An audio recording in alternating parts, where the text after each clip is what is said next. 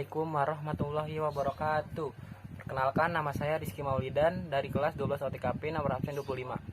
Pada video ini saya akan mereview buku yang berjudul Urip Sumoharjo, Bapak Tentara yang Dilupakan. Nama Jenderal Urip Sumoharjo selalu disebut ketika membahas tentang Revolusi Nasional Indonesia dan berdirinya angkatan bersenjata di negeri ini. Urip Sumoharjo merupakan salah satu pejuang yang turut andil dalam berdirinya angkatan bersenjata mulai BKR, TKR, hingga TNI. Hubungannya dengan dunia militer sudah terjalin sejak akhir masa penjajahan Belanda dengan menjadi anggota KNIL. KNIL adalah Koninklijk Nederland Indisch Leger, yaitu tentara pemerintah kolonial Belanda. Urip Sumoharjo juga tercatat sebagai pribumi pertama yang mendapatkan jabatan tinggi di KNIL tersebut. Nama kecil Urip Sumoharjo adalah Muhammad Sidik.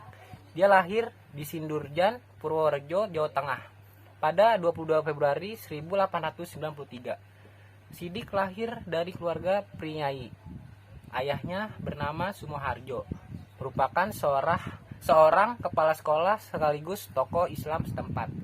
Sedangkan ibunya merupakan keturunan bangsawan, yaitu Putri Raden Tumenggung Widjojogokusumo, Bupati Trenggalek. Sidik beserta saudara kandungnya memulai pendidikan di sekolah setempat yang dikepalai oleh ayahnya sendiri. Sejak kecil, Sidik dikenal sebagai anak pemberani, namun cenderung nakal dan berperang buruk. Hingga suatu hari, Sidik jatuh dari pohon dan membuatnya tak sadarkan diri untuk beberapa saat. Setelah itu, ibunya berkirim surat kepada Tumenggung Widjojogokusumo, dan dalam surat itu ibunya menjelaskan peringai buruk Sidik dan menduga disebabkan oleh namanya. Dalam surat balasan, Widjojogokusumo menyarankan nama Sidik diganti menjadi Orip atau Urip, yang artinya hidup. Sejak saat itu, Muhammad Sidik resmi berganti nama menjadi Urip, yang kemudian lebih dikenal dengan nama Urip Sumoharjo. Selain mengganti namanya, orang tua Urip juga mengirimnya untuk belajar di sekolah putri Belanda atau Elim. Tindakan tersebut dimaksudkan dengan harapan Urip bisa lebih kalem dalam tingkah laku, serta karena sekolah putra sudah penuh. Lulus dari Elim, Urip melanjutkan studi ke sekolah pendidikan pegawai pribumi atau Ospia.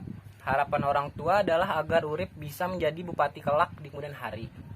Masuk KNIL, namun pendidikan Urip di Ospia tidak berjalan mulus. Pada tahun 1909, sang ibu meninggal yang membuat Urip sedih berkepanjangan. Setelah bisa bangkit, Urip lantas mendaftarkan diri ke Akademi Militer di Meister Cornelis di Batavia. Di sekolah inilah awal mula perkenalan Urip Sumoharjo dengan dunia militer, yang kemudian membesarkan namanya.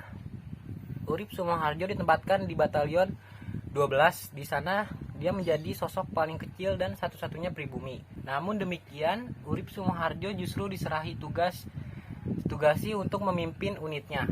Urip menjalani sejumlah tugas ke beberapa daerah di luar Jawa. Pada tahun 1925, Urip ditugaskan di Magelang.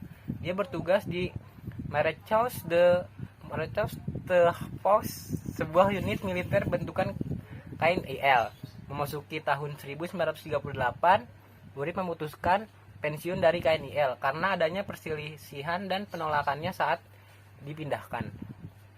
Namun pada tahun 1940, Urip harus kembali ke dunia militer karena adanya ancaman serangan dari Jepang. Pada masa pendudukan Jepang, Urip sempat ditangkap dan dijebloskan dalam penjara. Penggagas berdirinya TNI, Urip Sumoharjo segera bergabung dengan kelompok militer sesaat setelah Proklamasi Kemerdekaan Republik Indonesia pada 23 Agustus 1945. Urip memelopori petisi yang mendorong pembentukan formasi militer nasional. Saat itu sudah ada Badan Keamanan Rakyat atau disebut dengan BKR.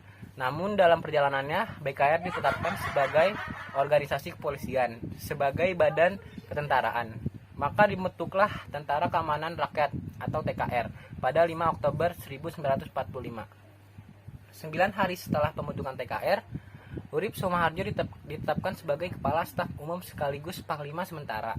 Salah satu tugas yang dibebankan kepada Urip Sumoharjo adalah menyatukan dan memusatkan angkatan perang yang saat itu masih tersebar secara kedaerahan. Pada akhirnya, Urip berhasil melakukan strukturisasi hingga TKR menjelma menjadi Tentara Republik Indonesia atau TRI, dan pada 3 Juni 1947 menjadi Tentara Nasional Indonesia atau disebut TNI. Hingga saat ini, pembentukan TNI tersebut merupakan puncak dari penyatuan antara TRI dengan barisan-barisan bersenjata yang ada di Indonesia pada saat itu. Penghargaan dan akhir hayat jasa-jasa Urip Sumoharjo dalam dunia kemiliteran Indonesia sangat besar. Hal itu salah satunya dapat dilihat dari sejumlah